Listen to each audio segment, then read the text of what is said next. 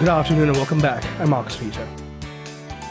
Talking with my friend Andrea Picciotti-Bayer, legal analyst for EWTN News, director of the Conscience Project. Follow her work, conscience-project.org. We are talking about this Catholic moment that people are converting into Catholicism in these meaningful numbers because the church has something to offer that the world simply doesn't. Andrea, thank you for joining us. How are you? I'm doing great, Marcus. How are you? I'm very, very well, thank you. And I appreciate you weighing in on this conversation. Some political commentators who are not Catholic have taken to social media to argue that, well, people are not really coming to the Catholic Church. They lose more people than they gain, and so there's a lot of problems with the Catholic Church, and people are only really coming in for the aesthetics, but there's nothing really solid or good about it. So I really appreciate you weighing in on this. Could you please comment on that statement? Yeah, Marcus, I think everyone's been paying attention to, when the church gets in mainstream media, it's exciting, hopefully, and not frightening. And this is one of those exciting moments, but the whole picture isn't really captured. And I'm not saying that I'm capturing it completely, but hoping to offer, an additional perspective that we've got a lot of young converts coming into the church. This Easter was amazing in certain areas, and knowing many of the parishes and the people behind those parishes and the supports that young people are receiving them there, whether it's in Manhattan or in rural America, it really does show that it's more than just a flash in the pan. There's something deeper. And so I think it's worth kind of talking about the nuance of that this isn't just, young people are being drawn to the truth of their own accord, but they're being brought into it.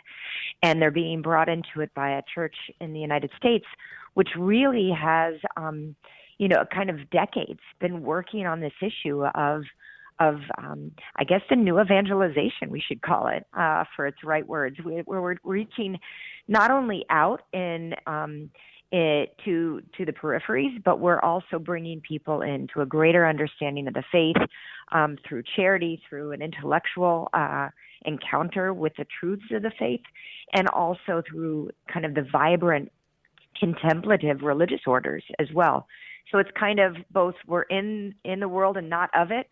We're contemplatives in the middle of the world often, and some are behind a grate, and young people are being drawn to that. That's beautiful, wonderful, and as Catholics, we need to really add to this story.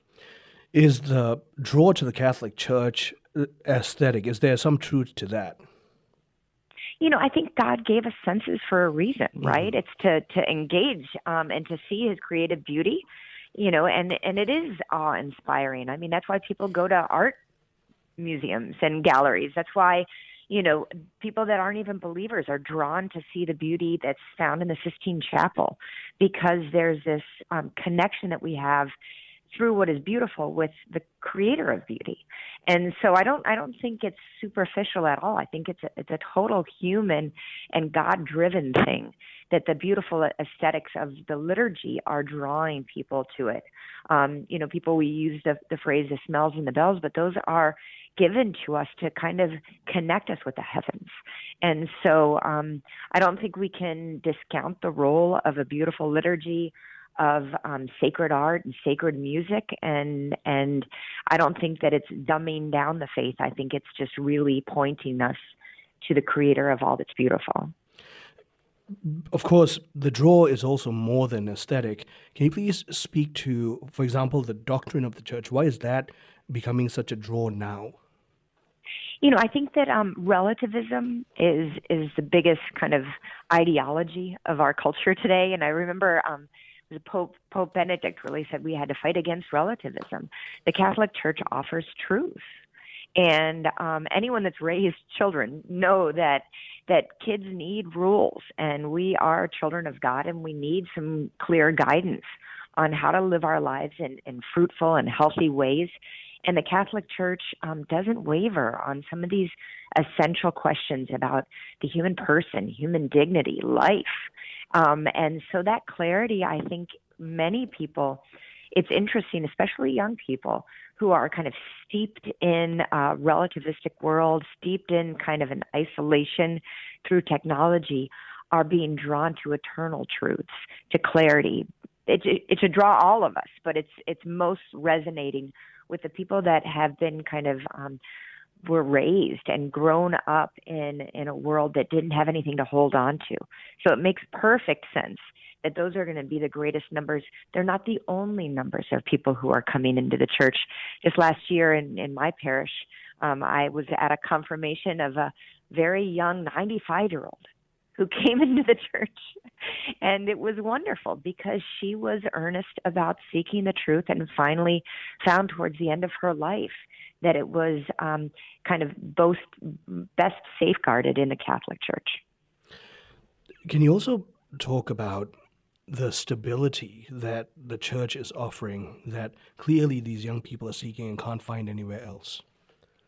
Yeah, I mean, we can see that there's always a draw that we have to be the best at our game, right? So professional development is something that we see in the workplace.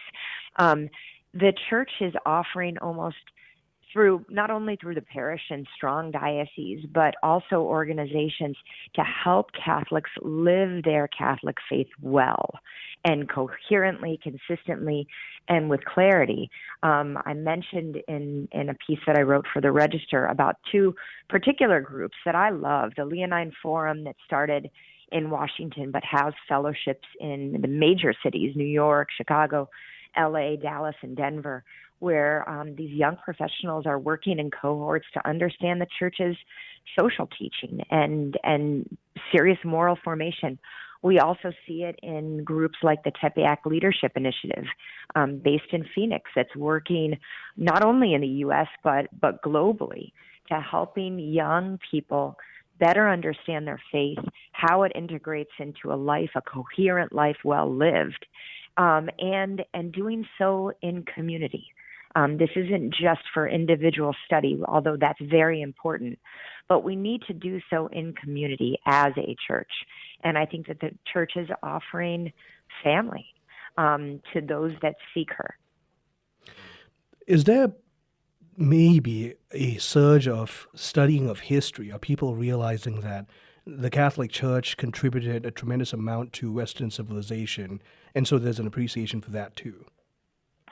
No, absolutely. I mean, and this is where God is going to use every trick in the book, I guess, to bring us. And for some people, it's through the intellect, right? We can see the incredible work being done by the Dominican friars through the Thomistic Institute, inviting people and using technology to invite them into the richness of the work of Thomas Aquinas.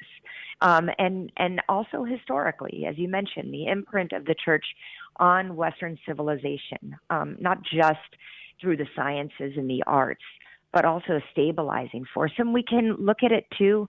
Just a few weeks ago, we had the National Catholic Prayer Breakfast and the role of the Catholic Church on American founding and throughout America's history, just our own nation's history, the role of the church as a vital safety net, as establishing an educational system, the university system. We've got a lot that we can point to show that in a world that often seems full of kind of waves and tumult, the Catholic Church does provide kind of the boat of stability. And getting in that boat is what we're seeing from a lot of people. And it's kind of lovely to see all the different ways that people are being drawn, whether it's through the senses, through the intellect, through community, through study. All of this is bringing people to truth. The challenge now, Marcus, is sustaining that and continuing to accompany people that are recently converted into the church, or just, our fellow parishioners, and walking alongside them through these difficult times that we call life. Andrea, thank you very much for this very hope-filled message. I appreciate speaking with you. Thanks, Marcus. Have a lovely afternoon. You too. My guest has been Andrea Picciotti-Bayer. She recently penned this article, Our Catholic Moment, and she's completely right. We have a surge of people looking into the faith of the church. Now the call and the task is stewardship of that faith into growth and maturity. Stay tuned. I'm Marcus Peter.